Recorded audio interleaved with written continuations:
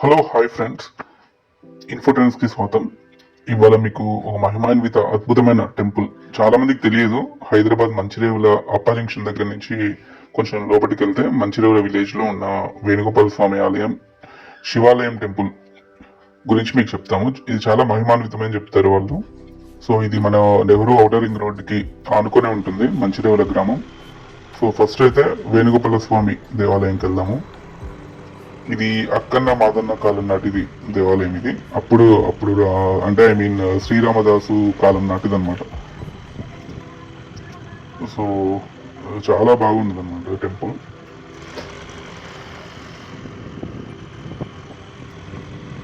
చాలా ఎక్కువ స్పేస్ లో, చాలా ప్రశాంతంగా చెట్ల మధ్యలో ఎంజాయ్ చేయొచ్చు పిల్లలతో వస్తే మంచిగా. ఇది ఈ వేణుగోపాల స్వామి టెంపుల్. ఆ తర్వాత ఇంకొంచెం లోపలికి వెళ్తే శివాలయం, కొండ మీద శివాలయం. చాలా ఫేమస్ అది. ఇవన్నీ సీరియల్ ఒకప్పుడు, అంటే ఇప్పుడు సీరియల్ తీయట్లేరు ఆర్మీ వాళ్ళు, బట్ ఇంత ముందు సినిమాలు సీరియళ్ళకి చాలా ఫేమస్ అనమాట ఈ టెంపుల్స్. సో అంటే మేము లాస్ట్ ఇయర్ వెళ్ళాము. ఇది లాస్ట్ ఇయర్ వీడియో యాక్చువల్లీ అప్పుడు అప్లోడ్ చేయడం కుదరలేదు. అప్పుడు కొన్ని పనులు జరుగుతున్నాయి. ఇప్పుడు లేదు, ఇప్పుడు అంతా క్లియర్ గా ఉంది టెంపుల్.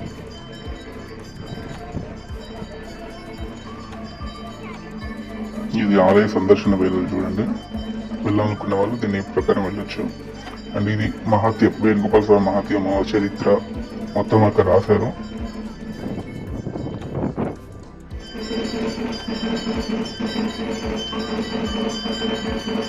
ఇది గోల్కొండ కంటే ముందు నుంచి ఉంది కాబట్టి సో కొంచెం అంత పురాతనంగా ఉంటుంది, చాలా బాగుంటుంది.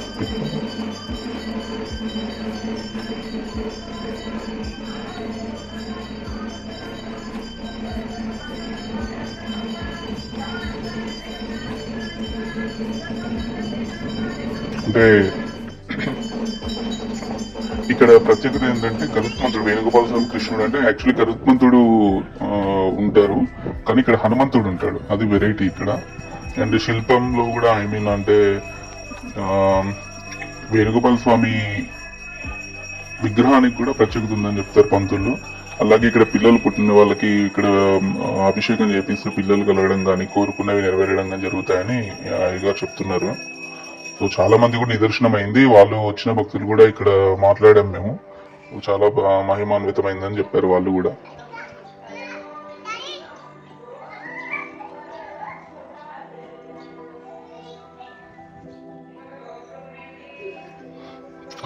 మేము యాక్చువల్లీ వైకుంఠ ఏకాదశి తర్వాత వెళ్ళాం లాస్ట్ ఇయర్.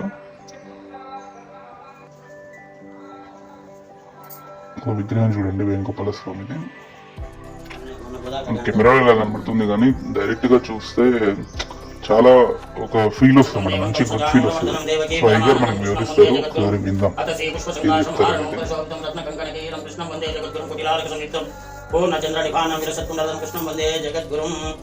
శ్రీ రుక్మిణీ సత్యభామ సమేత శ్రీ వేణుగోపాల స్వామి దేవాలయం ఇది. చాలా పురాతనమైన దేవాలయం, కనీసం 600 సంవత్సరాల కింద దేవాలయం. శాసనం అంటూ ఏమీ లేదు కానీ అక్కన్న మాదన కాలంలో నిర్మించబడినటువంటి దేవాలయం అని చెప్పి పెద్దల వాచ. మేము వంశపారంపర్యంగా మేము ఈ ఆలయానికి సేవ చేస్తూ వస్తున్నాము. ఈ ఆలయం ఈ రుక్మిణీ సత్యభామ సమేత శ్రీ వేణుగోపాల స్వామి దేవాలయం ఆ కాలంలో పెద్దలు నిర్మించినటువంటి ఆలయం. ఈ ఆలయానికి విశేషం ఏమంటే ఒకే శిలకు రుక్మిణీదేవి, సత్యభామాదేవి, చతుర్భుజుడు ఒక చేతిలో చిత్రము, ఒక చేతిలో శంఖము, 2 చేతుల్లో మురళి వేణు వాయిస్తుంటాడు. అట్లాంటి బ్రహ్మాండ నాయకుడు ఈ శ్రీ వేణుగోపాల స్వామి చాలా రోజుల నుంచి భక్తుల కోరికలు తీరుస్తూ భగవద్బంధులందరికీ మన్ననలంతూ నిత్యోత్సవ, పక్షోత్సవ, మాసోత్సవ, సంవత్సరోత్సవ పూజలు అందిస్తూ ఈ ఆలయం ప్రసిద్ధి చెందింది. ఇది హైదరాబాద్ కు దగ్గరలో 20 కిలోమీటర్ల దూరంలో ఉన్న ఈ ఆలయం మంచిరేవుల గ్రామం ఈ ఔటర్ రింగ్ రోడ్ పక్కకే. ఈ ఆలయం చాలా పురాతనమైన దేవాలయం. మొత్తం రాతి స్తంభాలు, మొత్తం రాతి నిర్మాణం, మొత్తం శిల కూడా స్వామి ప్రతిష్ఠించిన శిల కూడా ఒకే శిలకు వాళ్ళు చెక్కినారు. ఆ కాలంలో ఎట్లా చెక్కినారో ఏం కదా. ఇక్కడ చూడండి, ఇక్కడ చూపించండి. పైన పద్మం,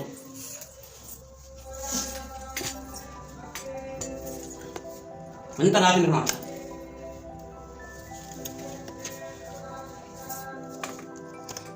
సత్యభామ సమేత శ్రీ వేణుగోపాల స్వామి దేవాలయం ఉత్సవమూర్తులు వేణుగోపాలుడు, రుక్మిణీ మాత, సత్యభామాదేవి, ఆండాళ్, సుదర్శన పెరుమాళ్ విశ్వరూపాలతో ఉంటారు. 16 చేతులతోటి ఉత్సవమూర్తులు. ఈ ఆలయం ప్రతి రోజు నిత్యోత్సవము, పక్షోత్సవం, నిత్యారాధన, సాయంకాలం సేవాకాలం ఇవన్నీ జరుగుతూ కూడా పక్షోత్సవం జరుగుతుంది, మాసోత్సవం జరుగుతుంది, సంవత్సరం బ్రహ్మోత్సవాలు మా జ్యేష్ఠ పాడి నుంచి పంచం వరకు ఈ ఆలయంలో బ్రహ్మోత్సవాలు బ్రహ్మాండంగా నిర్వహించబడతాయి. వైకుంఠ ఏకదేశోత్సవము, ఉత్తర ద్వారదర్శనము, మరి కృష్ణాష్టమి రోజున సహస్ర కలశాభిషేకం జరుగుతుంది భక్తుల చేత. ఈ ఆలయం భక్తులతోటి నిర్వహించబడుతుంది. మేము ఈ దేవుడికి సేవ చేస్తూ ఈ స్వామి యొక్క కృప భక్తులందరికీ భగవద్బంధులందరికీ ఈ స్వామి అనుగ్రహం కలగాలని ప్రార్థిస్తున్నాము. ఈ ఆలయం చాలా ప్రసిద్ధి చెందింది. అన్ని ఆలయంలో గరుత్మంతుడు ఉంటాడు, కానీ ఈ ఆలయంలో హనుమంతుడు ప్రసన్నాంజనేయ స్వామి ఉంటాడు. ప్రసన్నాంజనేయ స్వామి ఉంటాడు. ఈ ఆలయం అదే ప్రసిద్ధి. ఎవరైనా సంతానం లేని వాడు కానీ సంతాన గోపాలుడు అంటూ వివాహం కాని వాడికి ఈ రుక్మిణీ కళ్యాణం రోజున రుక్మిణీ కళ్యాణం చేసినట్టే ఈ స్వామి చాలా మందికి సంతానం కలిగినటువంటి విశేషమైన ఉన్నది. ఉదాహరణకి ఇక్కడ మణికొండలో ఉంటారు, వాడికి చాలా రోజుల నుంచి సంతానం కలగలే, కానీ వాడికి ఇప్పుడు 3 పిల్లలు ఇంత అయినా చాలా వాడు ప్రతి వారం వచ్చి దర్శనం చేసుకొని పోతా ఉంటారు. వాడు తమిళియన్స్ అనమాట. ఇంటర్నెట్ సేవా కేంద్రం. మనకి పంచామృత అభిషేకం మేము విధిగా చేస్తా ఉన్నాము. ప్రతిరోజు నిత్య అర్చన, నిత్య పూజలు సంతోషంగా ఉదయం 6 నుంచి మధ్యాహ్నం 12 వరకు, సాయంత్రం 4 నుంచి సాయంత్రం 8 వరకు ఈ ఆలయం దర్శించుకోవచ్చు. భక్తులందరూ భగవద్వంతుల యొక్క కోరికలు నెరవేరుస్తూ ఉంటుంది. అక్కన్న మాదన కాలంలో నిర్మించబడినటువంటి జ్యేష్ఠ పాడి నుంచి పంచం వరకు మన వైకుంఠ శేషవారసే. రుక్మిణీ సమేత వేణుగోపాల స్వామిని దర్శించుకున్నాక బయటకు వస్తే ఆ చిలుకల మీద నిర్మాణం చూడండి. గోపురం అందంగా అద్భుతంగా ఉంటుంది. పురాతన ఆలయం కదా, సంస్కృతి సంప్రదాయాలు తగ్గట్టు చాలా బాగా డిజైన్ చేస్తారు అప్పట్లోనే. పైగా వివరిస్తారు.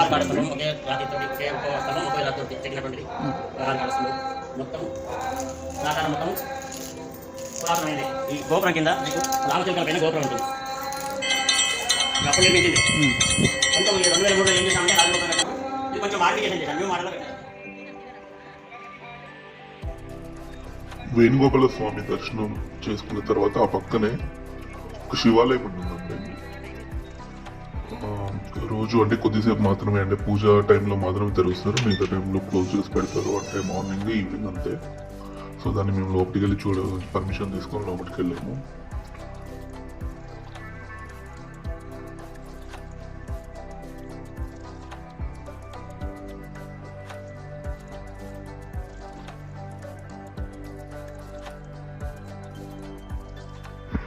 ఇది కొండ కిందటి శివాలయం అయితే, అసలైన శివాలయం మనం అయితే ఎంతగానో ఎదురు చూస్తున్న శివాలయం కొండ పైన ఉంటుంది. అది నెక్స్ట్ వీడియోలో చూద్దాము. చాలా ఇంట్రెస్టింగ్ ఉంటుంది ఫ్రెండ్స్. అది తప్పక చూడాల్సిన దేవాలయం. నెక్స్ట్ వీడియోలో చూడండి ఆ శివాలయం. ఈ వేణుగోపాల స్వామిని దాటి, ఈ శివాలయాన్ని దాటి ఇంకా లోపలికి వెళ్ళి కొండపైన మెట్లెక్కి వెళ్తే అక్కడ ఉంటుంది. సో అది నెక్స్ట్ వీడియోలో చూద్దాం.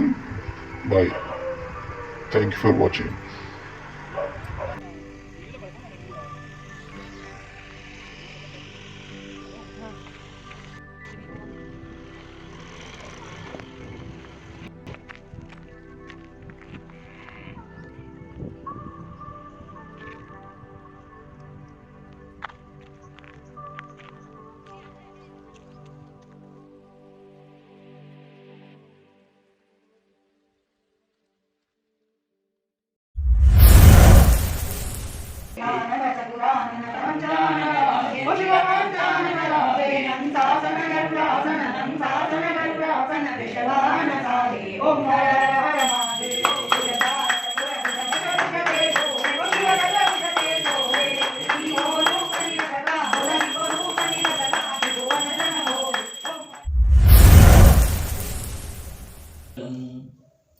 ఇది దేవాలయము.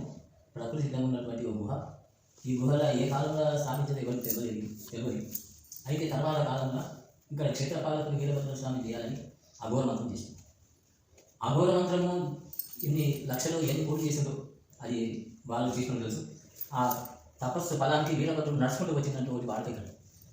అది గుట్టులు అక్కడ కింద చూస్తుంటే కూడా ఆ పాదాల గుట్టులని చెప్పి చాలా అనుకుంటారు మొక్కుబడులు ఏం చేస్తారంటే ఆ పాదాలకు మొక్కుకొని ఒక్కొక్కరు వాళ్ళ కోరికలు నెరవేర్చినప్పుడు ఒక పాదంతో ఒక కొబ్బరికాయలు ఎట్లా కొట్టుకుంటూ పూజ చేసుకుంటూ వస్తుంది. అది వీరభద్ర స్వామి ఇప్పుడు ఉన్న కనిపించే విగ్రహం అది వీరభద్రుడి చేసి పెట్టిన విగ్రహం అది కాదు. కానీ ప్రత్యేకంగా గుండెకు నిలిచినట్టు నమ్ముకుంటారు. అంటే విగ్రహం వరకే మీద ఇంకా అక్కడ నిలిచినట్టు నమ్ముకుంటారు అనమాట. ఇది చేసి పెట్టిన విగ్రహం అది కాదు, గుండెకే ఉండాలని నమ్ముకుంటారు అనమాట. అది వీరభద్రుడు స్వయం కాదు. ఇది ఏ కాలంలో ఇంకా చెప్పలేదు ఇప్పుడు కానీ ఆ వీరభద్రుడు అయితే నడుచుకుంటూ వచ్చి ఇక్కడ నిలిచినట్టు నమ్ముకుంటారు. ఇక వీరభద్ర స్వామి అంటే పోయినట్టు శివుడు కంటే పోయినట్టు దీక్ష ఎవరైనా దీక్ష చేస్తాను కూడా దాని అట్లాంటి ఏర్పాటు ఉంది ఇక్కడ. ఈ లింగం చుట్టూ చిన్న చిన్న లింగాలు ఆకారం 40 దీక్ష చేసేటోళ్ళకు ఆ 40 లింగాలు ఉన్నాయి అన్నమాట. దీక్ష మాల వేసుకుంటోళ్ళకి కానీ ఎవరైనా 40 రోజులు దీక్ష ఉన్న వాళ్ళకు ఏర్పాటు ఉంది. మళ్ళీ ఇంకోటి ఏంటంటే లింగం లోపల ఏముందంటే నీళ్ళు పూజ చేసి నీళ్ళు ఒక దారి పట్టి పోకుండా ఉండదు. పూజ చేసి నీళ్ళు రెండు పక్కల నుంచి పోతాయి. అన్నీ పొయ్యే నీళ్ళు అనేది ఒక సైడ్ నుంచి ఒకరి పోతే ఒక సైడ్ నుంచి పోతాయి. అంటే ఏంటంటే దాంట్లో ఏంటంటే అర్ధనారీశ్వరుడు లింగం ఉన్నట్టు. ఇప్పుడు సగం అక్కడి నుంచి సగం ఇక్కడికి పోతాయి. ఇప్పుడు ప్రత్యేకంగా ఎప్పుడైతే ఇక్కడైతే అమ్మవారిని లేదు కదా, ఈ ప్రాణవాటిని అమ్మవారు అన్నట్లు ఎవరైనా అనుకున్నా అదే అనుకుంటారు. కానీ ప్రత్యేకంగా ఏంటంటే నీళ్ళు పోకడ కూడా పక్కన సగం అక్కడి నుంచి సగం ఇక్కడికి పోతుంది. వేల మంది వాళ్ళు ఎవరో ఆ విధంగా అర్ధనారీశ్వరుడు లింగం అని అనుకుంటారు. చాలా మంది తెలియదు, ఎవరికి తెలియదు. అయితే ఇక్కడ ఏంటంటే అసలు ఇక్కడ ముఖ్య విషయం ఏంటంటే భాగవతం లోపల ఉన్నటువంటిది ఒకటి ముచ్చుకుందా నది అని వస్తుంది. ముచ్చుకుందా ఈ ముచ్చుకుందా గొప్ప తపస్సు చేసి శక్తి సంపాదించుకున్నట్లు. ఒక టైంలో ఈ ముచ్చుకుందుడు దేవతలకు రాక్షసులకు యుద్ధమైనప్పుడు ఈ ముచ్చుకుందుడు దేవతల పక్షాన్ని వచ్చి రాక్షసులను ఓడగొట్టి అన్నట్టు ఒకటి. అప్పుడు ఆ దేవతలు మీకేం కావాలని అంటే నేను అలసిపోయి నేను నాకు నిద్ర కావాలని కోరుకుంటా, అంతేగాని దాని ఏ వరం కోరుకోవడం నిద్రనే. మళ్ళీ ఒకటి ఏమంటాను, ఎవరు లేకపోతే వాళ్ళు చనిపోవాలన్నట్టు ఒకటి వరం తీసుకుంటాడు. అది ఆ ముచ్చుకుందుడు ఇది ఏంటంటే అనంతగిరి గుట్టల అక్కడ గుహల కూడా అందరినీ పడుకుంటున్నట్టు ఒకటి. అట్లా ఆయన గోళం తీసుకొని అట్లా గోళం పడుకుంటాడు. ఆ ఎన్ని సంవత్సరాలు అయిపోయిందో, అది ఎన్ని వేల సంవత్సరాలు అయిపోయిందో, ఎంతకాలం అయిపోయిందో మళ్ళీ ఏమంటారంటే గోళం తీసుకుంటారు. ఎవరు లేకపోతే వాళ్ళు చనిపోవాలన్నట్టు, ఎవరు లేకపోతే వాళ్ళు చనిపోవాలన్నట్టు తీసుకుంటాడు. అయితే తర్వాత ద్వాపరయుగం లాస్ట్ టైం అది కృష్ణ భగవానుడు పంచపాండవులు కూతురు ఇది కౌరులు సర్వోది ఉంది. అప్పుడు ఇది భాగవతంలో ఉన్నదని కూడా ఇంతమంది చెప్పింది నాకు ప్రత్యేకంగా. ముచ్చుకుందా గురించి కూడా స్టోరీ సంబంధించి కూడా కొంచెం ఇక్కడ పూజ చేసేటప్పుడు ముచ్చుకుందాం ధ్యానిస్తాం. ఇక్కడ మఠం అని ఒకటి ఉంటుంది, మఠం అని అక్కడ దూరం ఉంటుంది. ఇది పూజ చేసుకొని అవతల పక్కకు దూరం అన్నది శ్రీ మఠం అని. మనం అక్కడ తపస్సు చేసుకొని ధ్యానం చేసుకొని అనుకున్నటువంటి జాగ్రత్త. ఎంతసేపు గంటల కొద్ది పూజ చేయాలి కానీ ఎవరు ఆడలేదన్నమాట. ఇప్పుడు ఏమవుతుందంటే ఇప్పుడు కొన్ని సంవత్సరాల కింద మన ఊళ్ళో చాలా దిగుళ్ళు అందరూ వాళ్ళు ఏం చేసి పక్కకున్న గుళ్ళని కొట్టేసింది. అది ఇట్లనే ఉన్నది, పెద్ద పెద్ద గుళ్ళని కొట్టేసింది. అదేమో గై మాటలాగా గై అంటే చుట్టుముడు గుండాలు ఉండి అది గైలాగా ఉండే అనమాట. ఇప్పుడు కొట్టేసినాక ఏమైంది, ఈ చుట్టుముడు కూడా గుళ్ళని పోయి అక్కడ పక్కకు ఆ మఠం శ్రీ మఠం అంటారు, ఆ మఠం పక్కన గుళ్ళని కూడా కొట్టేసింది. అంత ఎవరు గుళ్ళ జాగ్రత్త అక్కడ తపస్సు చేసుకొని కదా. ఏంటంటే ఈ ముచ్చుకుంటుడు అయితే ఈ జాగ్రత్తలో తిరిగింది అన్నట్టు, ఈ నలుగురికి ఈ మా మఠం ఇక్కడ తిరిగింది అన్నట్టు ఒకటి మాకు ఒకసారి అనిపిస్తుంది. ఆయన అక్కడ ఆయన ముచ్చుకుంటుడు అక్కడ ఏదైతే అనంతగిరిలో పడుకుంది కదా. తర్వాత ఈ లాస్ట్ టైంలో ఈ పాండవులకు కౌరవ యుద్ధం అయినప్పుడు వాళ్ళ టైంలో కూడా ఒక ఆలయం ఎవరుంటే వాడు తపస్సు చేసి ఏ ఆయుధంతో సాగొద్దు అన్నట్లు రూమ్ తీసుకుంటాడు, ఏ ఆయుధంతో సాగొద్దు. అయితే ఆలయముడు ఒక టైంలో ఈ దుర్యోధనుడు ఆలయం తన పక్షాన్ని కోరుకుంటాడు, ఇక్కడ పాండవుల పక్షాన్ని కృష్ణుడు. ఈ దుర్యోధన పక్షాన ఆలయం వాడు ఎన్ని మాటలు చేస్తున్నట్టు వీళ్ళు దిక్కున ఎక్కువ ఉన్న ఆయన శ్రీకృష్ణ భగవాన్ ఎన్నో మాటలు భగవంతుని దండెత్తాడు అన్నమాట. కృష్ణుడు ఓడగొట్టేసినట్టయితే పాండవులను ఆవిరిగా కొట్టవచ్చు బోడెట్టు అని చెప్పి దాన్ని ఎన్నమాట దండెత్త ఆయన ఎన్నో మాట ఉడుతున్నాడు కృష్ణుడు దొరుకుని ఉడుతున్నాడు రాక్షసు వానికి కాలుగొనికి. అయితే ఒకసారి 10-12 సార్లు ఆరు టైంలో జిడ్డు వచ్చేసి ఇక ఇవ్వద్దని చెప్పి ఎంబడి పడుకుంటారు. ఎంబడి పడుకుంటూ వచ్చి వాడు అలా ఈ కృష్ణ భగవాన్ ఏం చేసిందంటే ఎన్నెన్నో సారి పడుకుంటున్నాడు కూడా. ఇక వాడు ఎప్పుడు తగినా పోతే ఎందుకు తలుపుకుంటూ ఎక్కడ అది కురుక్షేత్రం ఎక్కడ ఈ అనంతగిరి గుడి ఎక్కడ వచ్చి ఆ గుహలో కూడా పడుకున్నాడు కదా. ఆయన పుట్ట వెళ్ళిపోయింది ఆయన మీద మనం దిబ్బ అయిపోయింది. వచ్చి ఆయన తన పీతామను తీసి ఆ పుట్టని తీసేసి తను పక్కకు పోతాడు. అప్పుడు అభిప్రాయాలుగా లేస్తాడు అనమాట. చూసే వర్గాలు అప్పుడు ఏమవుతుంది అనమాట, ఎవరు లేదా వాళ్ళు చనిపోవాలని తీసుకుంటారు వాళ్ళు. లేదా లేచి చూసే వర్గాలు వాళ్ళు కాలేజీ చనిపోతాడు అనమాట. అప్పుడు మళ్ళీ కృష్ణుడు మళ్ళీ ఉంటాడు అనమాట, నీకేం కావాలి, నాకేం అవసరం లేదు, నా శరీరం నది కావాలని కోరుకుంటాడు అనమాట. ఇదే ఆ ముచ్చుకుందుడు పేరు మీద ఉన్నటువంటి నది ఇది అని. ముచ్చుకుందుడు తపసంపన్నుడు, మన దేవతలతో వరం తీసుకుంటూ ఒకటి, మన కృష్ణ భగవాన్ వరం తీసుకుంటాడు. ఏంటి నా పేరు నది కావాలని, అందుకోసం ముచ్చుకుందా నది. ఈ అందరినీ ఇక్కడ పూజ చేసినప్పుడు ముచ్చుకుందా నదిని అంటే ఆయన పేరు తపస్సరిగా సంకల్పం చేసినప్పుడు ముచ్చుకుందా పక్కకు ఉన్నటువంటి దేవాలయం అని చదువుతాం అన్నమాట. ఇక్కడ పూజలు అంటే ఎటువంటి గ్రహ దోషాలు కానీ ఎటువంటి భుజ దోషాలు కానీ ఇక్కడ చేసుకున్నట్టు మంచిగా అందరూ కూడా కోరికలు నెరవేరుతున్నాయి. మంచిగా బ్రహ్మాండంగా భక్తులు చలానికి వచ్చేసింది.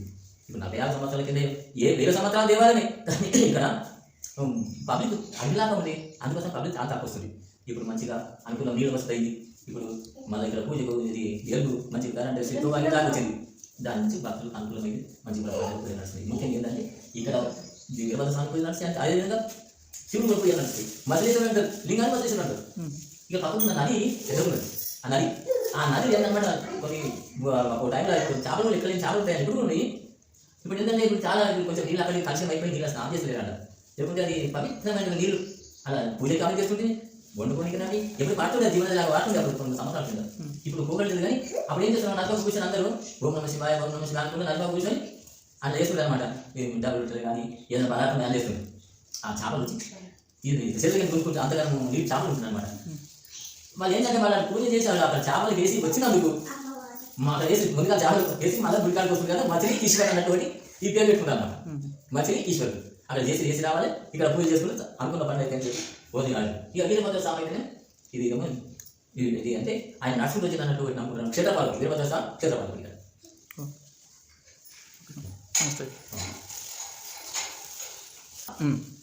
ఇప్పుడు ఏంటంటే గుళ్ళు కట్టింది అవుతుంది, ఈ ప్రకృతి సిద్ధంగా ఉంది అవుతుంది.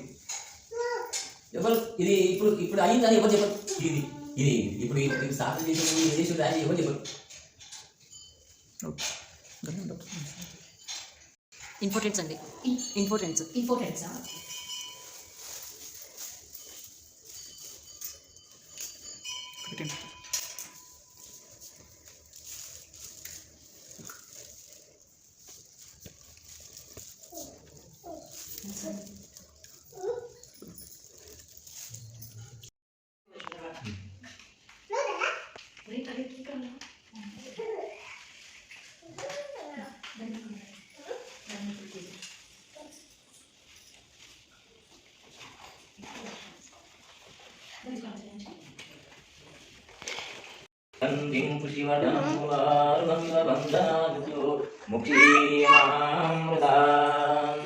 సత్యోజాతం ప్రపద్యామి సత్యోజాతాయ వై నమః.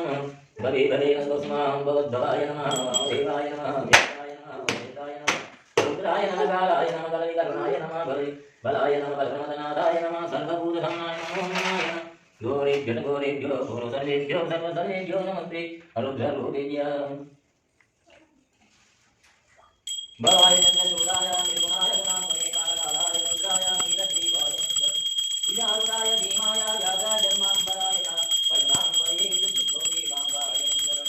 సూర్యచంద్రాయ నేత్రాయ నమస్కారాయ సర్వదేశాయ మంగళం. మామేశ్వర స్వామి కర్పూరమంగళ నీరాంజనం సమర్పయామి.